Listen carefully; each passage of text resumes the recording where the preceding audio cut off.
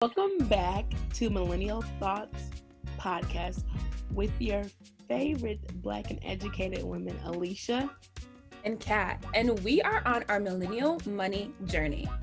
Two millennial women navigating adulthood, learning everything that college didn't teach us. Let's get to the biz. Budgeting, investing, savings, and student loans. But first, make sure you join our Facebook group, Millennial Thoughts, so you can keep up with the new episodes, join the conversation, and get resources to help you on your personal finance journey. If you enjoy this episode, please leave a review on iTunes, Spotify, Google Play, wherever you may listen. And also don't forget to follow us on Instagram at Millennial Thoughts Pod. 2 L's, 2 N's. Now to the thought of the day. But before we get to the thoughts of today, we have got to shout out our Millennial Mogul of the Week. Okay? July is National Minority Mental Health Awareness Month, and the founder of this campaign is Bebe Moore Campbell. She was an author, advocate, co-founder of the National Alliance of Mental Illness, Urban Los Angeles, and national spokesperson who passed away in November 2006. She expressed that we need a national campaign to destigmatize mental illness, especially one targeted toward African Americans. It is not shameful to have a mental illness. Get treatment, recovery is possible. With that, our Millennial Mogul for this week is Deja Denise. She is a lifestyle and wellness content creator who provides resources for Black women in regards to mental health. On her Instagram, you will find a compiled list of 30 therapy and wellness resources for Black women. This includes free therapy, websites, podcasts, webinars, and many more. Just like Bebe Moore Campbell, she wants to end the stigma of mental illness in the Black community.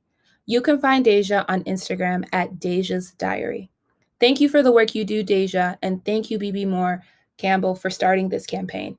If you would like more information on the National Minority Mental Health Awareness Month, you can visit the National Alliance of Mental Illness at www.nami.org.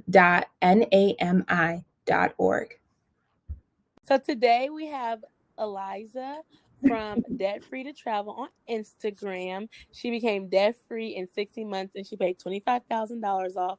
And now she is on a savings journey to her sabbatical for Southeast Asia.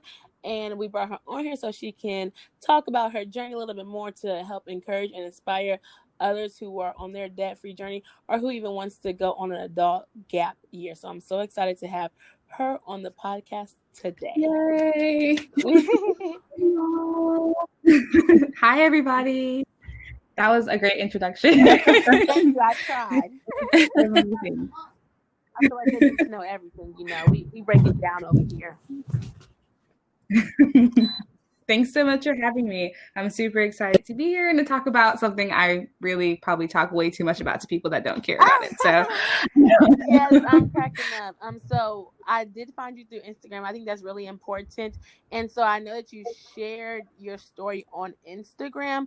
I wanted to know, like, what made you choose like Instagram as a platform? What made you want to share your story about your debt-free journey? Yeah, so what made me want to share it, I'll start there. I really had been stalking the debt-free community. So, of course, there's like several different communities on Instagram. And I have been stalking the debt-free community Instagram for a couple of months. I had started out just really looking at like different things that Dave Ramsey posted. He's kind of one of the most popular within the financial community. And he's also like usually the gateway to getting further into like financial wellness. So I was stalking it for a couple of months and I really hated having debt, y'all. Like I didn't have a ton. I just didn't like owing somebody. And out of nowhere, January of 2019, I was at a vision board party with my roommate and some friends. And I said, you know what? I'm going to pay off all my debt by 26. So I started the Instagram to be accountable, to kind of talk about things as I learned them. And at the time, in the past year and some change, it's changed a little bit. But at the time, there wasn't a lot of vocal debt-free people that were Black women in their 20s. So it was just like, I really wanted to maybe provide that space. Instagram for me is the social media I'm the most comfortable with. Facebook, I do pop on there to say hey to my family occasionally. And I don't use Twitter or Snapchat or TikTok or anything else. So just kind of and it's a really large community. And I also, with my Instagram handle being debt free to travel, I could still see financial information as well as the travel side of Instagram, which is two different things at the same time, and kind of curate a page that I thought could fit into the happy medium between the two of them. So Instagram just kind of worked out to be that way. And I didn't have to learn too much besides how to edit different content on free websites like Canva. That definitely makes sense. I see what you're saying. Definitely feel like Instagram is like both worlds, like the best of both worlds, kind of, because you can find that community, you can post and different things like that. I didn't know there was really such a large debt-free community, honestly, on here. So I guess I started thinking about it too, and then when I seen it, I'm like, okay, like this is what I'm trying to do too. And I feel like it's kind of hard too, because I started with travel, and so now I'm trying to transition to like my debt-free journey, like graduating like with a master's degree, and like just documenting that stuff, you know. Oh yeah, definitely. I feel like that's really great with that. And so I wanted to ask you, the biggest question is, how were you able to pay off $25,000 in 16 months? Yeah, I get that question probably like on a daily basis. So I'll start to say that I did a couple of things that were really big that seemed super small. So one, I looked at my monthly expenses and decided I cannot pay $1,100 for a 1-bedroom any longer, and I got a roommate. And that to a lot of people is like really big deal, but that to me was like a really small thing to check off the list in order to put more money towards debt every month. So I got a roommate. I also had a second job. So I at one point was working at Dollar General for like 3 or 4 months. And then when I left there, my friends have a restaurant and they had a waitress leave to go teach in China, actually. And we're like, we need some help. And I said, oh, cool. I've never waitressed or bartended before. So let me do that. And I've been with them since. So I had a second job. And the third thing that I did was I learned how to say no. Can I swear? I learned how to say hell no, but that's probably not. That's the big thing is I had to tell myself all the time is you have to miss out on having fun sometimes to have funds. So that was really tough. I mean, I'm 26. I live in an area that is I live in a Black neighborhood, a Black community. I live in Durham, North Carolina, which is known for just being this epicenter of like Black goodness. And there's all these great things happening, brunches and day parties. And I was saying H-N-A to everybody. So, oh my gosh, that's like the hardest part. Yes. So the biggest, I'm kind of abbreviating some things, but it boils down to sacrifice. So for 16 months, I had to tell myself if I don't this short period of time to set up 30, 40, 50 years, that's what it ended up being. So sacrifice and discipline were my 2 words that I like kept reminding myself of all year. If I hear those words from someone else's mouth, I actually get really upset. But sacrifice and discipline, I had to drill that into my head in order for me to be successful. So essentially with me working my full-time job, I work full-time for the city here as an urban and regional planner. So I work in construction development. And then I had a part-time job. So I was able to live off of 1 paycheck a month. By getting a roommate, I was able to bring my living expenses down. We gave up a cable. I gave up going out. So my living expenses were now about $900 a month. And I was bringing home, after taxes, retirement, everything about $1,200 every 2 weeks. So that first check was bills and fund money. And the second check was literally sending it to debt. So I was living off of 1 paycheck a month for about 16 months. And just making it do what it do. Sometimes I would, of course, have things come up. Life happens. You need to get your brakes done, tires done, things of that sort. So having that second job really helped with that cushion to be able to deal with life's many turns and curves. And then it also helped with like adding extra money whenever I could. So those are kind of the three things I did to abbreviate 60 months into a couple of months. But really, the main thing is have discipline. It's very similar to working out. Around the same time, I was training for a marathon.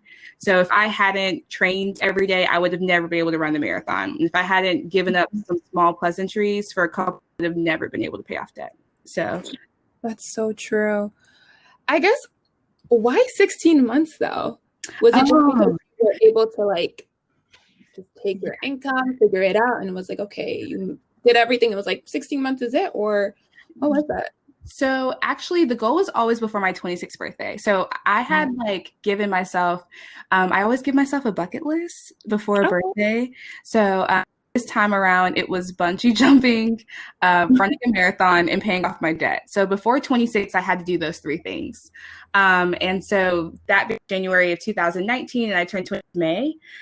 So that was kind of how it ended up. But that also was a little tough with COVID because halfway through, I'm at the end of my debt-free journey. I had about maybe $3,000 left. And then I'm terrified because I had put aside, Dave Ramsey recommends $1,000. And I had went through with his method. If I would do anything different, I would have probably had a bigger savings before I started my debt-free journey, because when COVID hit, even though I felt very secure at work, I was very nervous. So I paused my journey in March. So I could have been debt-free in March, but I paused it and stacked up a couple paychecks and then did one big lump sum on April 23rd. So yeah, I like that. I wanted to add, I love Dave Ramsey too. Sometimes he could be harsh, but I do follow the different methods that he used. And I did actually do the baby step #1. And I really like that. And I feel like that really just forces you to continue to keep saving and saving. But I also wanted to know, like, again, with Dave Ramsey, what kind of methods did you use in order to pay down your debt? So he talks about a couple, avalanche method and also snowball. So which one did you use? Yeah, so I started out with the snowball method. So I was paying off my smallest balances, and that really, I do think, helps a lot with building momentum, especially if you're in a space where you're really nervous about it. A large part of, I think, why people don't pay off debt is there's a lot of shame and guilt attached. And when I think those small balances help you kind of get rid of that shame and guilt. Like, these are decisions that you made in life that kind of pushed you a little bit behind, but the wins start to make you feel like, wow, I'm really making headway. So in the beginning, I started off with the snowball method and did my consumer debt first. So I had 2 credit cards, and then my debt went in order of 2 credit cards, and then my car, and then my student loans. So I did the snowball method I went through credit cards first, and then I did my car, and then I did my student loans. At one point, I was debating on switching to the avalanche method and tackling my biggest student loan. But I really just didn't want to come into the new year with a card note. So I paid off my car on December 31st. It was like 2 weeks. And that's what was maybe like a 2-week thought. And then I was like, nah, I'm not coming into the new year with a card note. So, but yes. And then I came into New Year and I just had about $5,000 left. So I did use the snowball and avalanche, kind of played around with it, because once you really get in the groove, it's contagious. Winning is contagious, especially when it's you doing everything to make yourself go across the finish line. It is really contagious.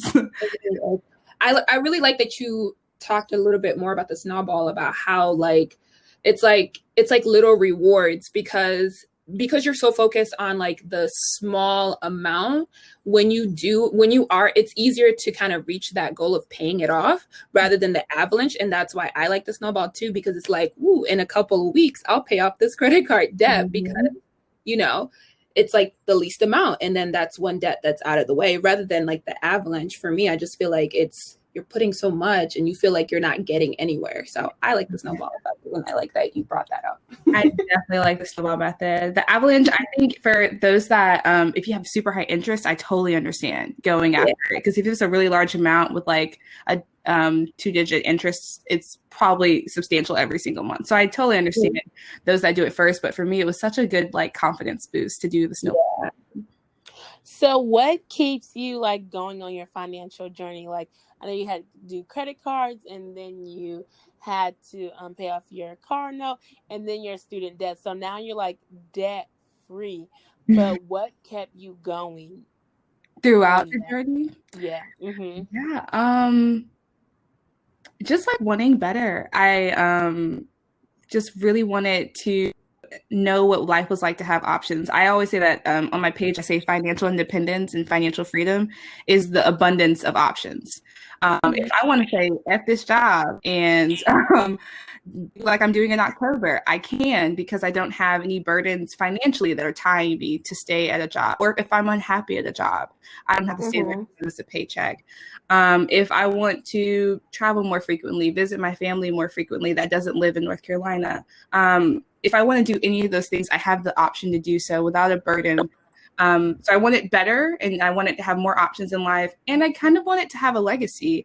I'm 26 right now, not married, don't have any kids. So it's, you're in this space, I feel like a lot of millennials and younger millennials and mid 20s, it's like, what's our legacy?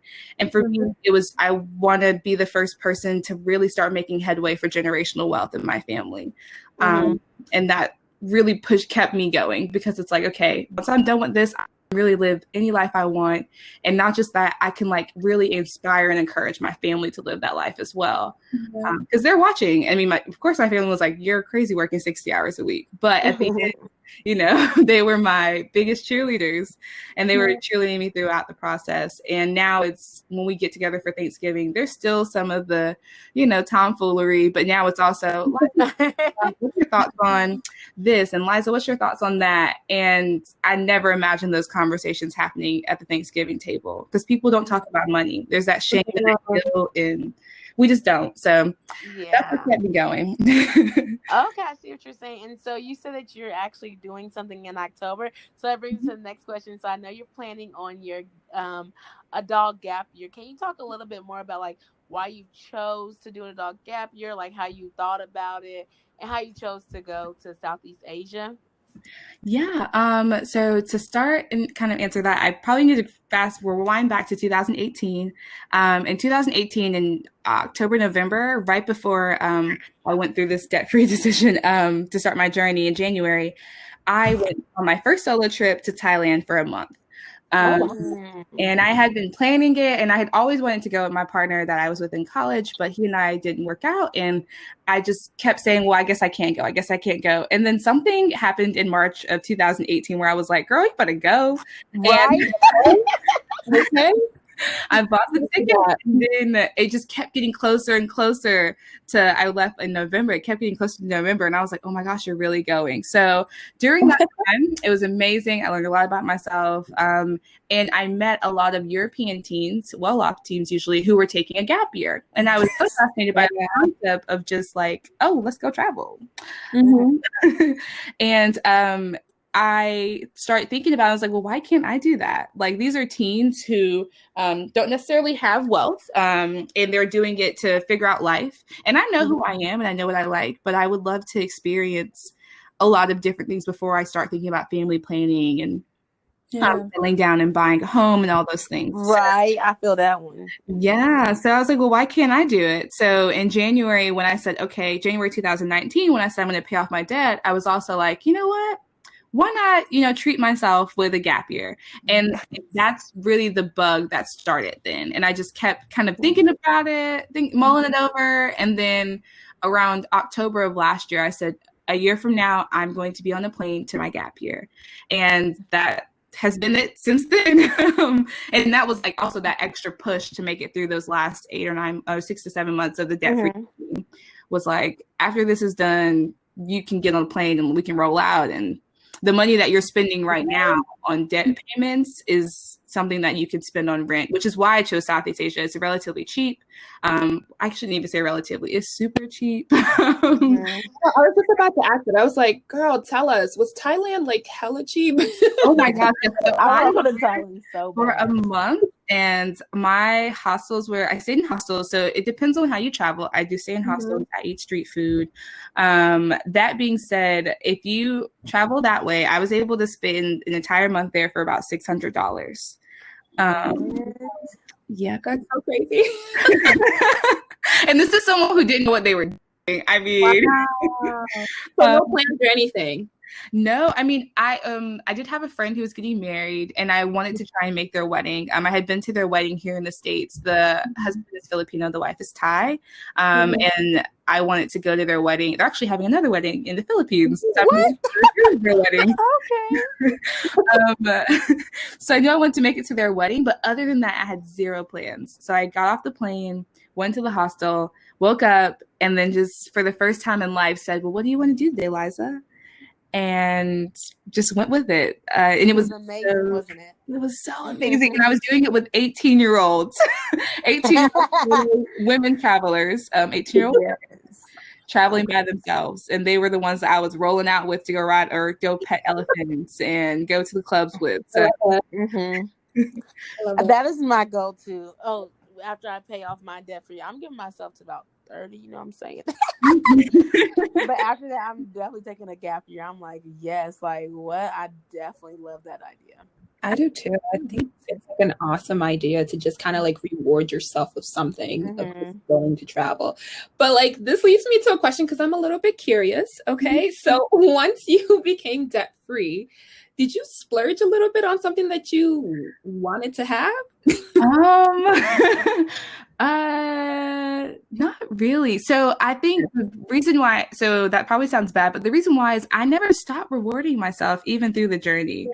So I had this list of like $5, 5 things that were under $5 that I loved that I would treat for myself. So one of them is like hot chocolate from this Mexican coffee shop here, a Chick-fil-A kids meal, a face mask, like just random things. So if I felt like, Liza, you did really good on your budget this week, I would treat myself with something that was $5. So it didn't feel like I mean, of course I was on budget and I was having to say no to certain things, but I mean, I got creative with game nights, dinner, potlucks at my house. So it didn't really feel like I wasn't gazelle intense. Like I think a lot of people, gazelle is like those that like do the rice and beans diet within the community. Like, hold up now. That was not Liza. I love to eat. So I didn't really have that experience. So I didn't buy anything big. I did buy what did I do? I went to visit my family in my hometown for a good week, and like I took the week off. And I'm from Eastern North Carolina, which is near the beach, so I did all the cool stuff I love doing out there. Ate oysters every single day, and yeah, just really have like a really chill time. I didn't really do anything super crazy though, because I felt like you didn't do a party. So it was COVID, y'all.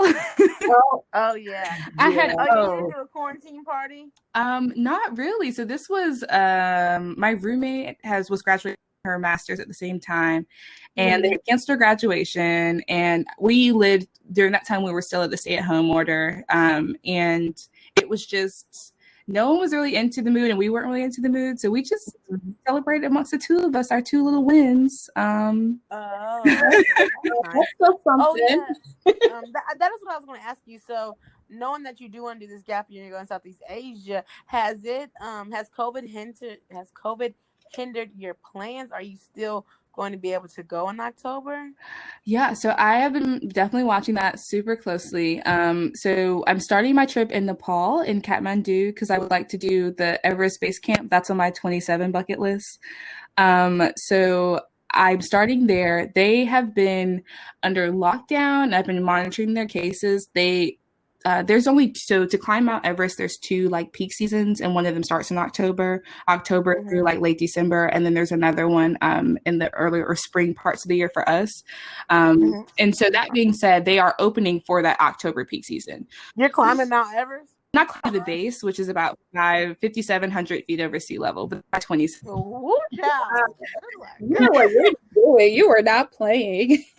No, every year I make a list and I try and do it. So I'm a little nervous, and recently I got an email and it said your flight has been changed, and my heart fell through my stomach, but it was like a time change.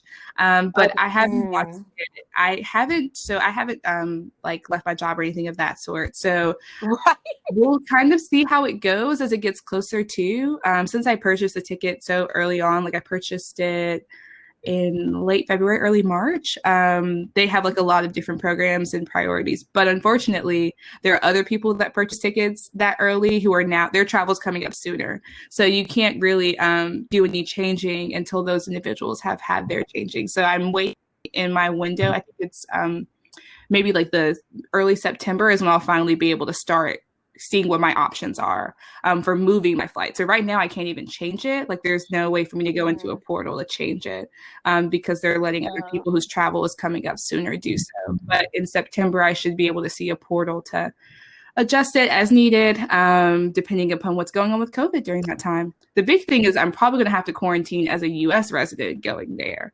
I know that's going to be so sad too, because everything that's going on. And so this is kind of like a two-part question, but I wanted to ask you, so have you told your job, or like did you tell people, like are you keeping on like the hush hush until you're like, I know for sure I'm going?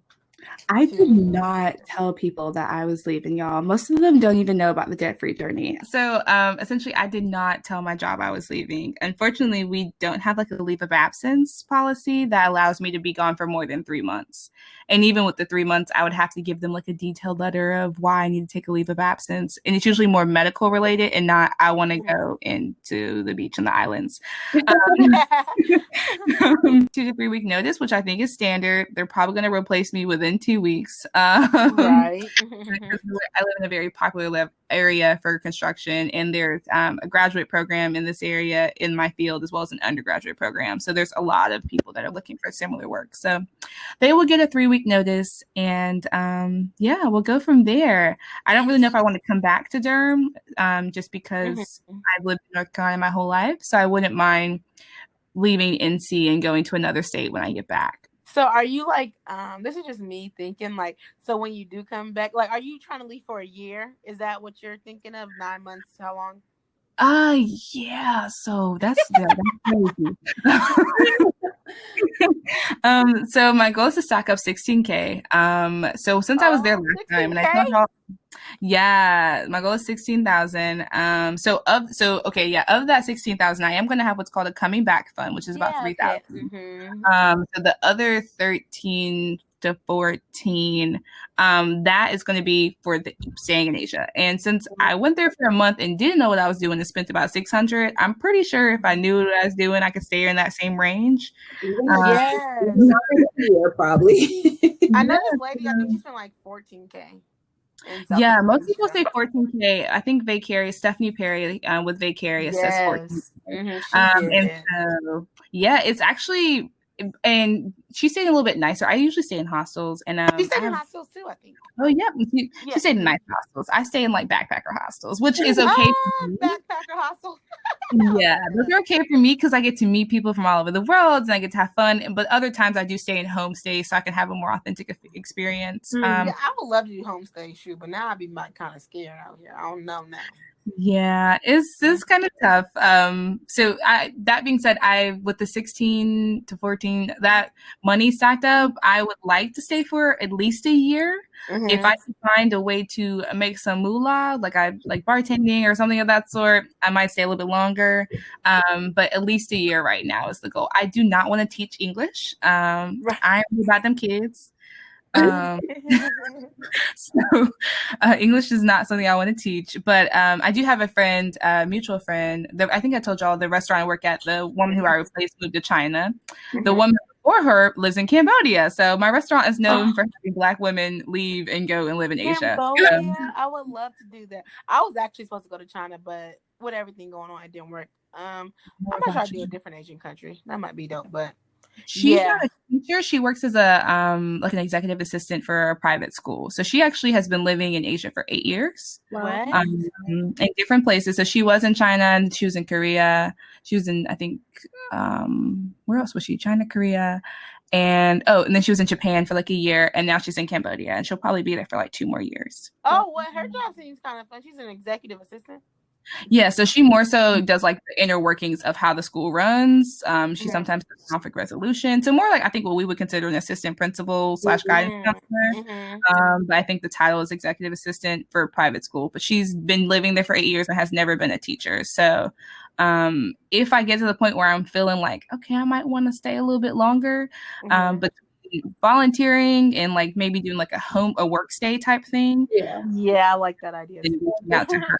I know, because I'm like, dang, so after all this happened, because I was supposed to go to China and teach, I'm like, yeah, that can help me with my student loans, that can help me travel. But I was like, hold up, what if I just pay my student loans and I can go over there and I don't gotta worry about nothing? How you saying like get up, like, and I'm actually enjoying it, you know? Like I'm actually able to pick up my day and just do what I want to do. Yeah, and that's what I wanted. Yeah, and that's instead of like, gotta go teach these kids. Hello, how are you? So yeah. So what tips do you have for people who are on this debt-free journey that are looking to start it or maybe struggling to reach that goal? Yeah, so for people that are looking to get started, I think the biggest thing is acknowledging like, hey, this is where you are now, and you can't focus on the past. You can't focus how you got here, but this is where you are now. Right there. That's the word, because I'm like, dang, how did I get up in this much debt? Right. Yeah, and that's like the super hardest thing to like jump over. Because it's like so hard, right? You're like, dang, how did this even happen? But that's the biggest, I think that's the number one step. For me, I have 3 steps that I say for anyone that's wanting to get started. So the first one is to print out your last 6 months bank statements from the card that you use the most. So usually that's everyone's debit card. And then I went through mine with a highlighter and I color coded it. So I had like different expenses. I had fun money. I had eating out, gas, different things of that sort.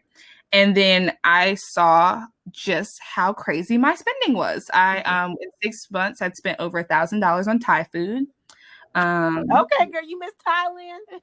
Yes, yeah, I love Thai food, and Korean food. So that really helped me put in perspective, like, okay, Eliza, you are actually making enough money to put an extra $1,000 towards debt every single month if you could just chill out.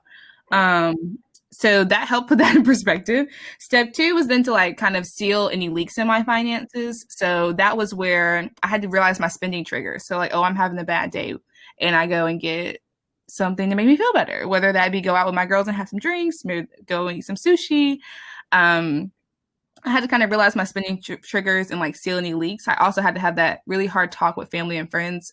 As the family member that's a little bit more wealthy, I had to have that talk like, hey, y'all, I'm really trying to do X, Y, and Z, and I can't give you that what I used to give you. Even though you give that to me, right now I'm really trying to do this. You said they were more wealthier than you? Is that what you're saying? More so like I don't like call it like saying breadwinner, but like as the person that makes a little bit more than everyone else. Oh, you being the breadwinner. Oh, yeah. Okay. I'm like, they asking you for money? Y'all want to pay these loans off? Exactly. Okay, I see. I feel like a lot of people don't really talk about that. Like the fact that like, you know, once you're making money, you end up being, I guess, the breadwinner in the house. The go-to. You have to like give money back to your family, like that aspect of it too. Like a lot of people don't talk about that. So I'm glad that you brought that up. Yeah, that was definitely, and then that's also kind of how I segued into like, this is what I'm doing to my family. So like, in addition to this, I'm not giving Christmas presents this year, y'all. At least not the ones I gave last year, right? So this year, last year, everybody might have been $60 to $100 a person, you know, depending upon what I was able to do. Like now it's like $60, $100 for a whole family. Everybody got to do within. So, you know, and like birthdays and like, oh, I can't come down. My hometown is about 3 hours drive from where I live. So I'm like, yeah, I can't be doing that because I'm now have a second job. So, you know, just kind of that second step when it talks about those leaks in my finances, I also use that time to talk to my family about, hey, not only can I not really like assist financially anymore, I can be here more in the spiritual sense, more in a supportive sense.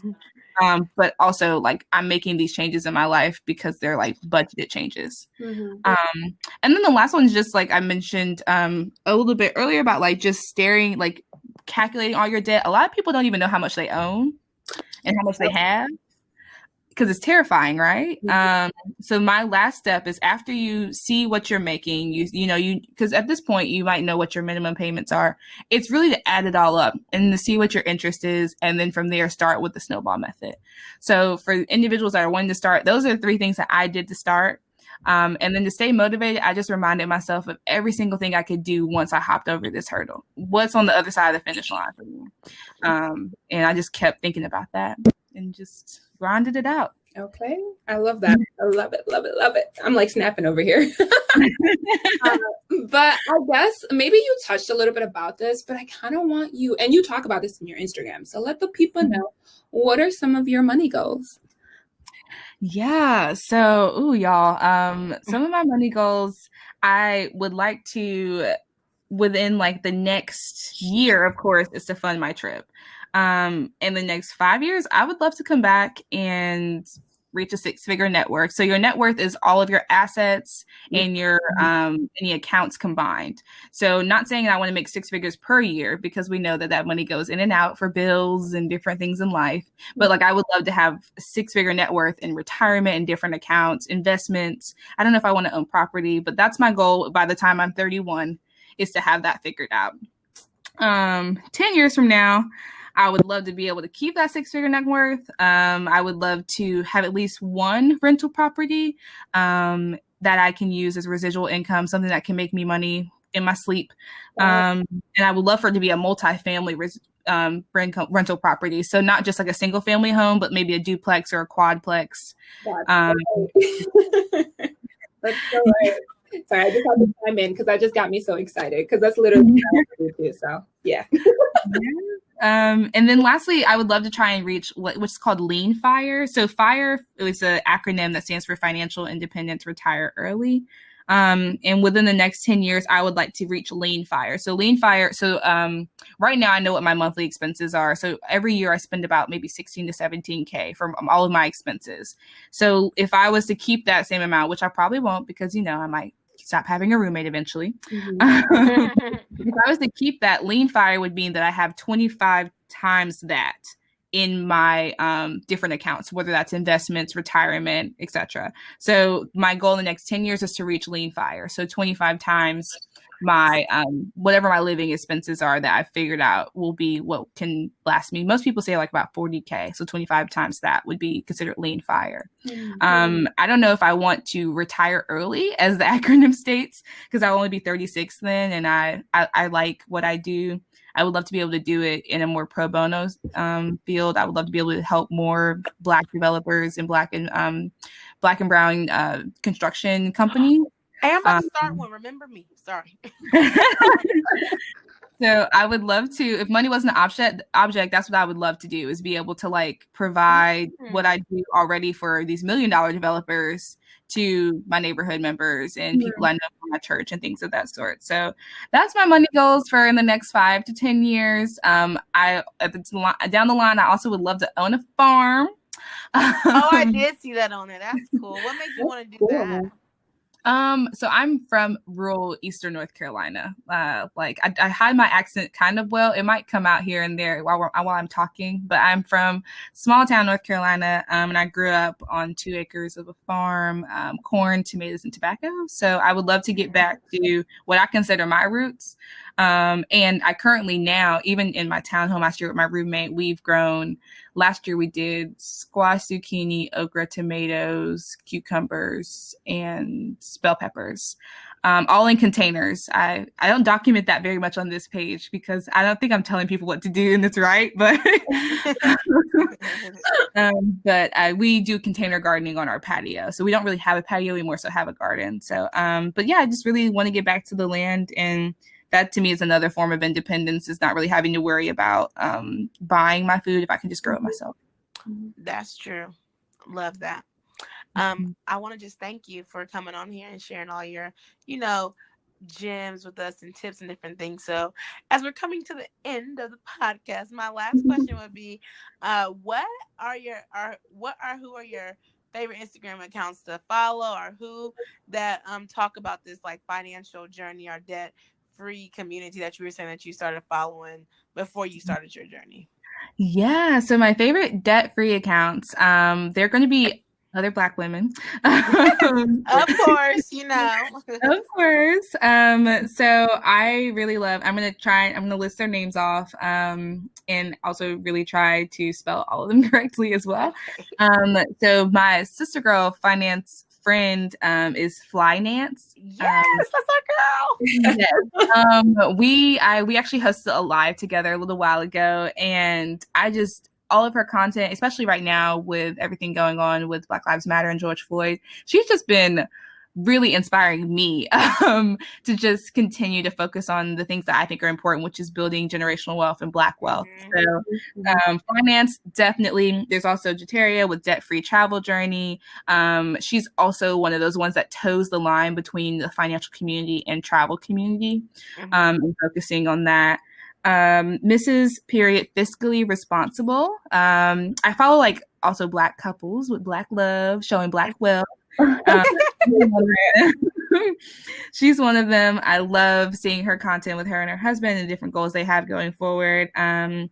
Financially _ savvy girl, another Black woman who is married and also gives goals. I think she is in her 30s, and I love just having that aspiration of like, oh, this is what my 30s could look like with me and my mans and our kids.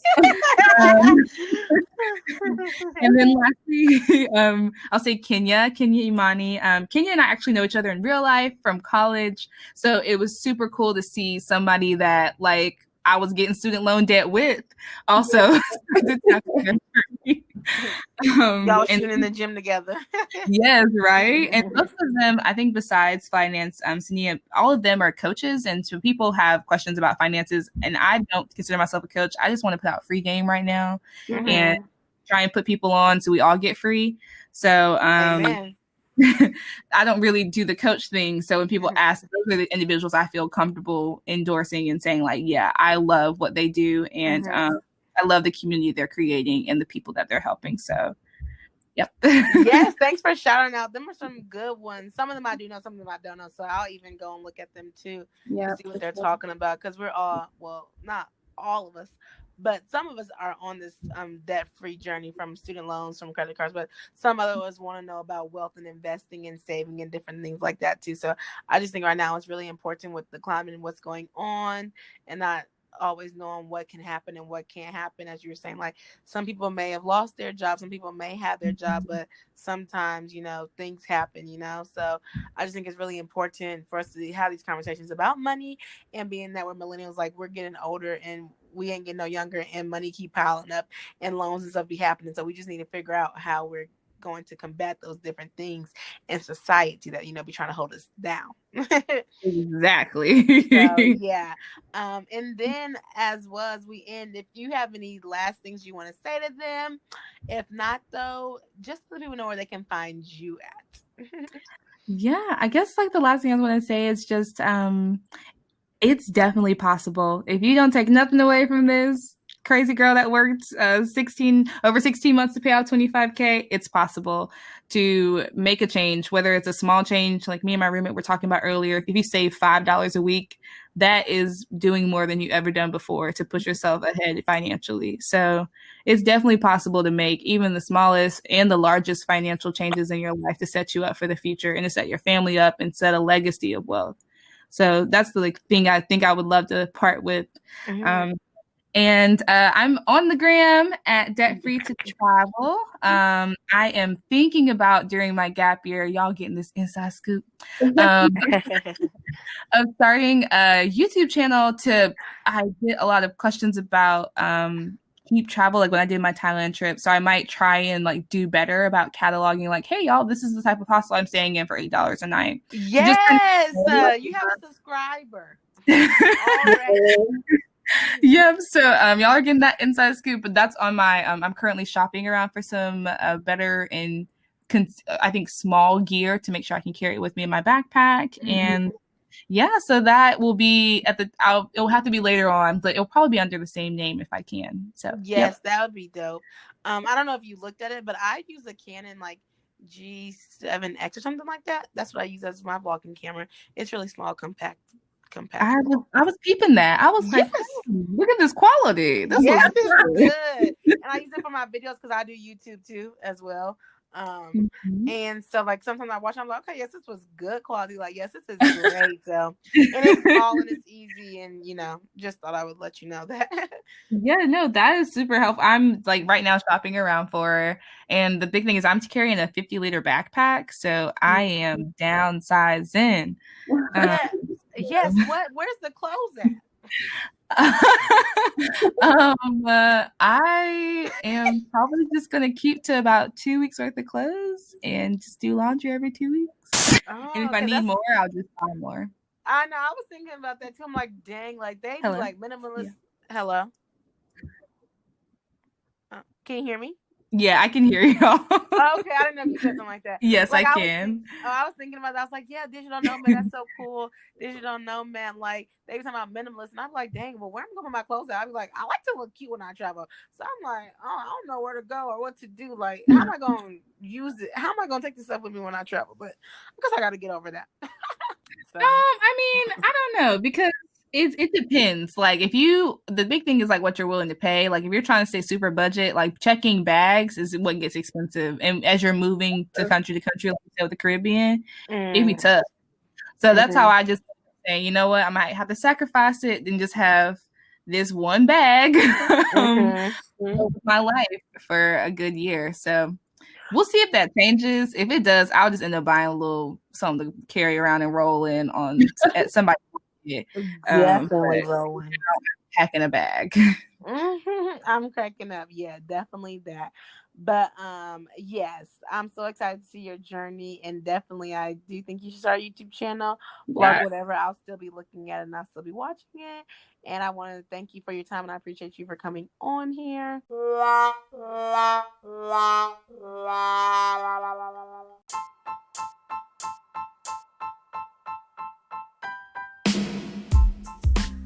And it has been brought to my attention that the episode is over. I know. But if you want to keep on following up with us and staying tuned for the next episode, make sure you follow us on Instagram at Millennial Thoughts Pod. And I want to leave you with this. Passion or purpose, profit or pain, I don't want my name to ever be in vain. A life full of purpose is the only thing that will remain the same. Millennial Thoughts.